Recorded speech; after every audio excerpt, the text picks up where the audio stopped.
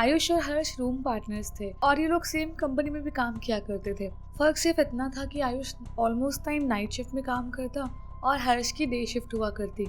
अब आयुष और हर्ष मिल बहुत कम टाइम के लिए पाते थे अपने घर पे, लेकिन जो ये हर्ष था ना, ये रूम में कई सारे डिफरेंट चीज़ें नोटिस करने लग गया था। और इसे शुरू में जब ये शिफ्ट हुआ तो लगता था कि चलो हो सकता है आयुष ने चीज़ों को इधर उधर रख दिया होगा, या हो सकता है आयुष ने कोई सामान ढूंढा हो और इधर उधर और भी सामान उससे हो गया हो, तो इतना माइंड नहीं करता था वो। लेकिन हर्ष ने जब कुछ टाइम बिताया वहाँ पे और ध्यान देना स्टार्ट किया तो हर्ष ने देखना शुरू किया कि चीज़ें जो हो रही थी वो नॉर्मल नहीं थी। एक रात की बात है, हर्ष जब अपने सिस्टम पे बैठ के कुछ काम कर रहा था, अचानक से जो उसका रेडियो था ना रूम में रखा हुआ, वो बजना स्टार्ट हो गया, जबकि वहाँ कोई भी नहीं खड़ा था और ना ही कोई उसे चला रहा था। उस रूम में हर्ष के सिवा कोई और था ही नहीं, तो रेडियो खुद से कैसे ऑन हो सकता है।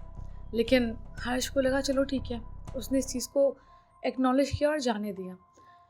अब नेक्स्ट रात की बात है, वो वैसे ही काम वाम कर रहा था अपना और सोने ही जा रहा था, और अचानक से जैसे उसने देखा उसके रूम में जो टीवी लगा हुआ था अंदर, वो चलने लग गया खुद से और अपने आप उस पर चैनल चेंज हो रहे थे। अब हर्ष के लिए बहुत चौंका देने वाली बात थी, क्योंकि हर्ष तो उस रूम में था ही नहीं और आयुष अपनी शिफ्ट पे गया हुआ था, तो ये सब कर कौन रहा है। अब हर्ष ने जब नोटिस करना स्टार्ट किया तो हर्ष ने बहुत चीजें देखी, मतलब टीवी का खुद से चल जाना, कई बार उसके कपड़े इधर उधर पड़े होना, कई बार बेडशीट इधर उधर बिखरी हुई होती थी। वो जैसी चीजों को रखता था चीजें वैसी होती ही नहीं थी। कई बार वो जो टी शर्ट पहनता ही नहीं था, कहीं अंदर दबी पड़ी होती थी, वो बाहर निकली पड़ी होती थी। अब ऐसे ही एक बार हर्ष ने आयुष को बोला कि यार तुमने मेरी क्या वो हुडी देखी हुई है जो मैं उस दिन पहना था, कि उसके बाद से मुझे मिली नहीं। तो आयुष ने बोला नहीं यार, मैंने भी पहनी नहीं, मुझे पता नहीं है वो कहाँ है। अब हर्ष ने ये बोला ही था कि नेक्स्ट डे उसकी जो हुडी उसे नहीं मिल रही थी, वो सामने टीवी के ऊपर टंगी हुई थी। तो ऐसा लगा था जैसे कोई इनडायरेक्टली डायरेक्टली हर्ष की मदद कर रहा हो, या पता नहीं, लेकिन कुछ मैस था, जैसे कि इन दोनों के अलावा भी उस रूम में कोई रहता हो। धीरे धीरे टाइम बीतता गया और आयुष ने जॉब शिफ्ट करने का सोचा। अब जब आयुष ने जॉब शिफ्ट की तो उसको अपना फ्लैट भी शिफ्ट करना था। अब वो हर्ष को रूम में अकेला छोड़ के सामान अपना पैक करके जाने की तैयारी करने लग गया। अब जाते जाते जब हर्ष आयुष को छोड़ने जा रहा था तो आयुष ने सब कुछ जब रख लिया, चलने ही वाला था, तो हर्ष को बोला कि हो सके तो तू भी रूम चेंज कर ले, तुझे पता है ना यहाँ पे क्या होता है।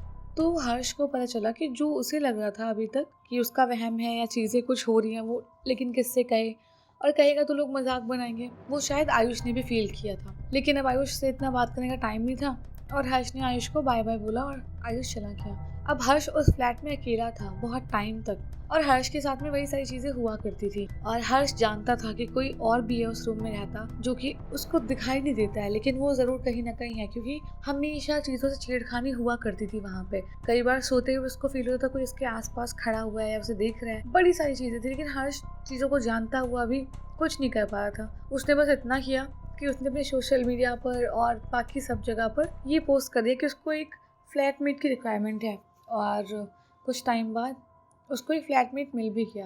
और जैसे ही उसके फ्लैट में शिफ्ट हुआ, थोड़ी बहुत चीज़ें उसके साथ होने लगी जैसे कि हर्ष के साथ होती थी, लेकिन हर्ष बहुत हैबिचुअल था, तो हर्ष ने कभी इतना माइंड नहीं किया। और अच्छी चीज़ ये थी कि शायद वो जो भी आत्मा या भूत जो भी था, वो हर्ष को नुकसान नहीं पहुंचाना चाहता था, लेकिन वो उसके रूम पार्टनर को बहुत बार डरा चुका था। और पता नहीं वो क्यों ऐसा करता था, बट उसका रूम पार्टनर जो भी था वो कुछ टाइम बस रहा, 15-20 दिन मुश्किल से, और वो रूम छोड़ के वहाँ से भाग गया।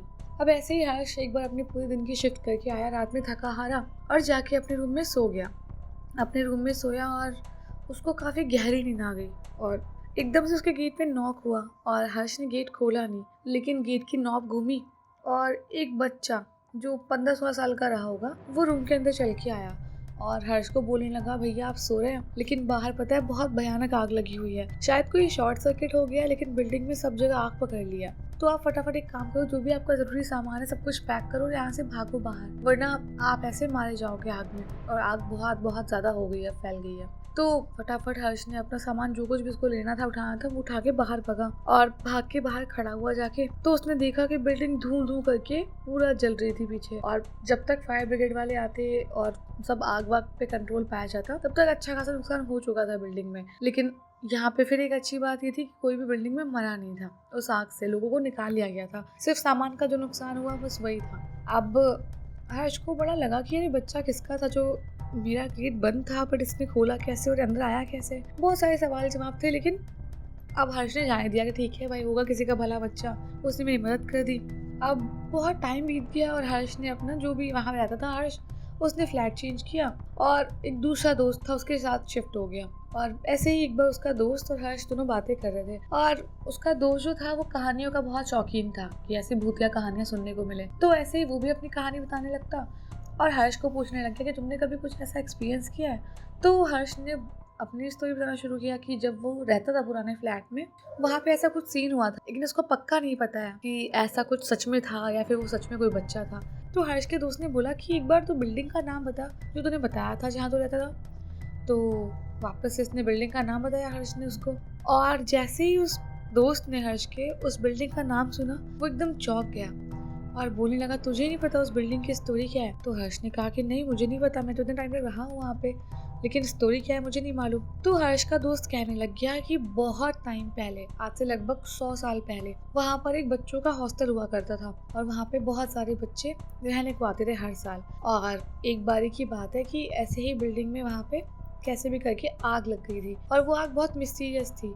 और जब तक सबको बचाते टीचर्स वार्डन सब लोग, तब तक एक बच्चा जो उस टाइम अपने रूम में सोया हुआ था, उसकी दम घुटने के चक्कर में मौत हो गई। क्योंकि जब वो जगा और उसने देखा कि आग लग चुकी है और वो भागना चाहता था रूम से, लेकिन इतना धुआं था कि वो एकदम धुएं में बेहोश हो गया और वो दम घुटने से वहीं मर गया। और उस टाइम के बाद से बहुत सारे लोग कहते हैं कि उस बच्चे की आत्मा वहीं कहीं घूमती रहती है और बहुत सारे लोगों को दिखाई पड़ती है। और वो बस किसी के साथ बुरा नहीं करती और हमेशा उसने अच्छा ही किया, लोगों की हेल्प की है। तो हर्ष ने बोला कि अच्छा, क्या तुम मुझे बता सकते हो कि वो बच्चा दिखता कैसा था।